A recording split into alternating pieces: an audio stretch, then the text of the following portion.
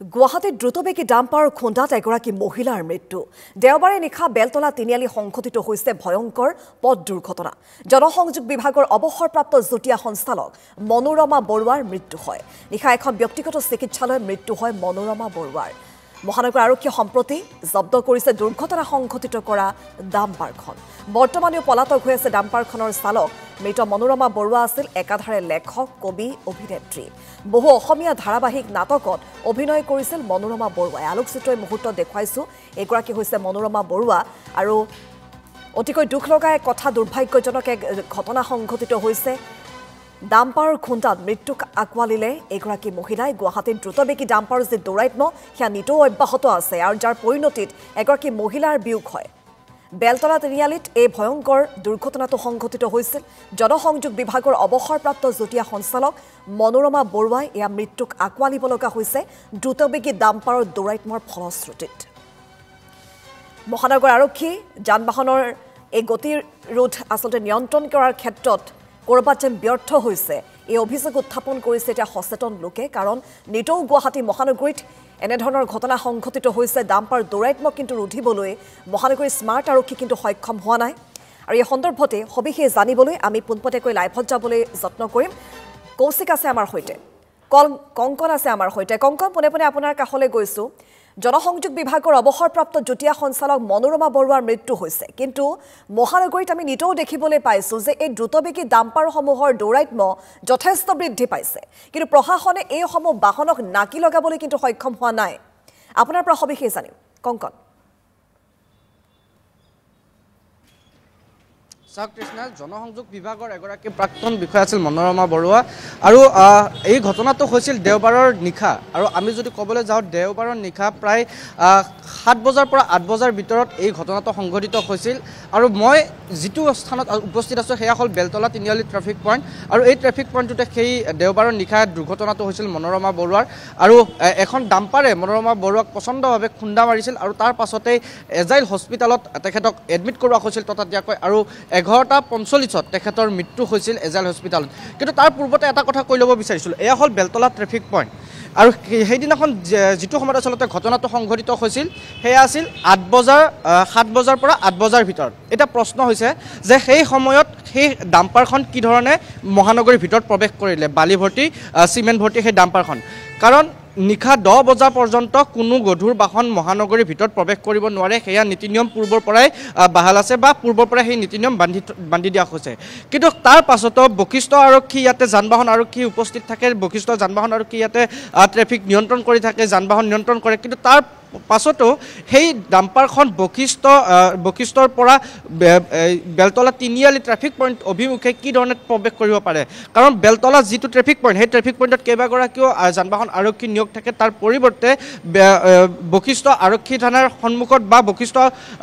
বশিষ্ঠৰ পৰা অহা অভিমুখে যি বেলতলা পথ সেই অহা অভিমুখী পথতো কেইবাগৰাকী যান-বাহন আৰক্ষী তাত নিয়োগ কৰি দিয়া হৈছে কিন্তু তাৰ পাছতো সেই যান-বাহন আৰক্ষী থকাৰ পিছতো কি ধৰণে সেই বাহনখন ভিতৰত প্ৰৱেশ কৰিব পাৰিলে আৰু সেই বাহনখন যেতিয়া ভিতৰলৈ আহিছিল তাৰ পাছতো ইয়াত যি ট্ৰেফিক পইণ্ট আছিল সেই ট্ৰেফিক পইণ্টত থকা আৰক্ষীয়েও বাধা দিয়া নাছিল আৰু এই দুৰ্ঘটনা সংঘটিত কৰিয়ে তাৰ যিজন চালক আছিল সেই চালক আৰু হেণ্ডিমেন সেই বাহন ডাম্পাৰখনৰ পৰা পলাতক অৱস্থাত তেখেতসকলে পলায়ন কৰিছিল এই ডাম্পাৰখন ইয়াতে তেখেতসকলে এৰি কিন্তু এতিয়া প্ৰশ্ন যি উত্থাপন হৈছে যে এই বেলতলা ট্ৰেফিক পইণ্টত যি দেওবাৰৰ নিশা দুৰ্ঘটনা সংঘটিত হৈছিল সেই সময়ত এই আটাইতকৈ ডাঙৰ প্ৰশ্নটো যে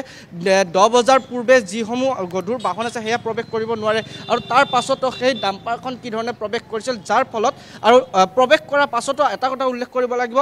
অভাৰলোড হিচাপে আছিল ডাম্পাৰ বাহনখন আৰু যাৰ পৰিৱৰ্তে হয়তো এই স্থানত ট্ৰেফিক পইণ্টত হয়তো বাহনখনে তেখেতৰ নিয়ন্ত্ৰণ হেৰুৱাইছিল আৰু নিয়ন্ত্ৰণ হেৰুৱাই জনসংযোগ বিভাগৰ প্ৰাক্তন বিষয়া মনোৰমা বৰুৱাক তেখেতসকলে পচন্দ খুন্দা মাৰিছিল আৰু তাৰ পাছত পাছতে আহত হৈছিল আৰু পৰৱৰ্তী পৰ্যায়ত এজাইল হস্পিটেলত যিহেতু তেখেতক এডমিট কৰোৱা হৈছিল আৰু এজাইল হস্পিটেলত তেখেতৰ মৃত্যু হৈছিল এতিয়া এই গোটেই সমগ্ৰ ঘটনা সন্দৰ্ভত বশিষ্ঠ আৰক্ষীয়ে এটা গোচৰ ৰুজু কৰিছে ডাম্পাৰখন যিহেতু ইয়াতে জব্দ কৰা হৈছে ডাম্পাৰখন জব্দ কৰি এতিয়া বাহনখনৰ ওপৰত সেইদিনাখনৰ দিনটোত তেখেতসকলৰ ভিতৰত প্ৰৱেশ কিমান সময়ত অনুমতি আছিল আৰু তাৰ পূৰ্বতে কিয় প্ৰৱেশ কৰিলে এয়া সকলো ঘটনা আচলতে তদন্ত কৰিব ইয়াৰ কেইবাটাও ট্ৰেফিক পইণ্টৰ CCTV আছে সেই CCTV পইণ্টৰ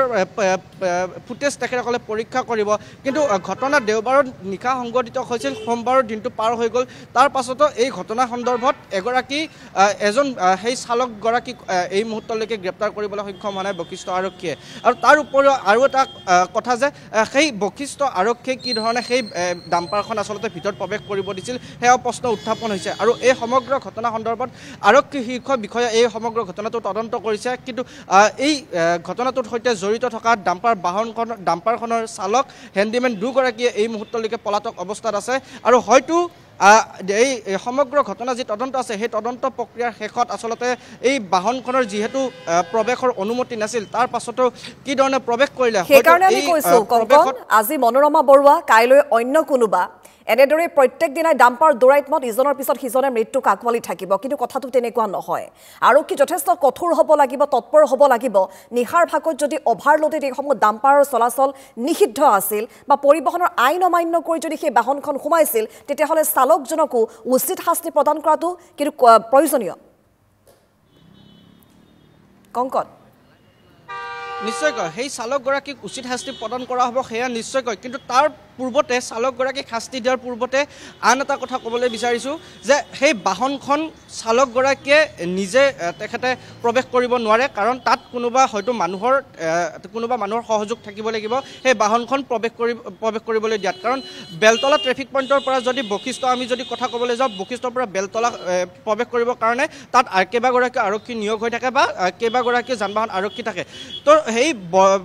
বশিষ্ঠৰ পৰা বেলতলা ট্ৰেফিক পইণ্ট অভিমুখে যদি ডাম্পাৰখন নিশা 8 বজাত প্ৰৱেশ কৰিছিল হয়তো কোনোবা লোকক তেখেতে সেই বাহনখনৰ চালকগৰাকীয়ে হওক বা বাহনখনৰ যি স্বত্বাধিকাৰী হয়তো এই সমগ্ৰ ঘটনা সৈতে এই বাহনখন ভিতৰলৈ প্ৰৱেশ কৰাত কোনো লোকক তেখেতে চান্দাও দিব পাৰে সেয়া আচলতে সন্দেহৰ আৱৰ্তত আহিছে কাৰণ 8 বজা পৰ্যন্ত যি ঘটনা সংঘটিত হৈছিল সেই পৰ্যন্তলৈকে কোনো এগৰাকী যান বাহন আৰক্ষী বিষয়া উপস্থিত নাছিল এই স্থানটোত যেতিয়া ঘটনাটো সংঘটিত হৈছিল স্থানীয় লোকে যেতিয়া আৰক্ষীক খবৰ দিছিল তাৰ পাছতে যান বাহন আৰক্ষী উপস্থিত দিছিল এতিয়া সেই সমগ্ৰ ঘটনাটো ৰহস্যৰ আৱৰ্তত এই কাৰণে সোমাই পৰিছে যে সেই সময়ত যান বাহন আৰক্ষী বিষয়াগৰাকী ইয়াতে তেখেতে কৰ্তব্যৰত থকা অৱস্থাত এই স্থানত থাকিবই তেখেতে কলৈ গৈছিল আৰু নিশা সেই 8 বজাত ডাম্পাৰ বাহনখন বেলতলা ট্ৰেফিক পইণ্ট অভিমুখে কি ধৰণে আহিবলৈ পালে য'ত 10 বজালৈকে প্ৰৱেশ বাধা দিয়া আছিল আৰু সেই সমগ্ৰ ঘটনা সন্দৰ্ভত ইতিমধ্যে তদন্ত অব্যাহত থাকিব আৰু পৰৱৰ্তী পৰ্যায়ত এই সমগ্ৰ ঘটনা সন্দৰ্ভত আৰক্ষীয়ে তদন্ত কৰিব আৰু তদন্তৰ শেষতে গম পোৱা যাব যে সেই বাহনখন আচলতে কি ধৰণে ভিতৰলৈ প্ৰৱেশ কৰিছিল কোন ব্যক্তিয়ে এই বাহনখন প্ৰৱেশ কৰাত সহযোগ কৰিছিল আৰু প্ৰৱেশ কৰি বাহনখনৰ চালকগৰাকী ইতিমধ্যে যিহেতু গ্ৰেপ্তাৰ হোৱা নাই এই চালকগৰাকী যেতিয়া গ্ৰেপ্তাৰ হ'ব এই সমগ্ৰ ঘটনাৰ তথ্য জানিব পৰা যাব যে এই ডাম্পাৰ বাহনখন চিমেণ্ট ভৰ্তি ডাম্পাৰ বাহনখন বেলতলা অভিমুখে অহাত তেখেতক কোনে সহায় কৰিছিল এতিয়া এই যিহেতু বশিষ্ঠ আৰক্ষীয়ে এটা গোচৰ ৰুজু কৰিছে সেই গোচৰৰ শেষত গোচৰৰ যি তদন্ত সেই তদন্ত প্ৰক্ৰিয়াৰ শেষতহে এই সকলো কথা পোহৰলৈ আহিব।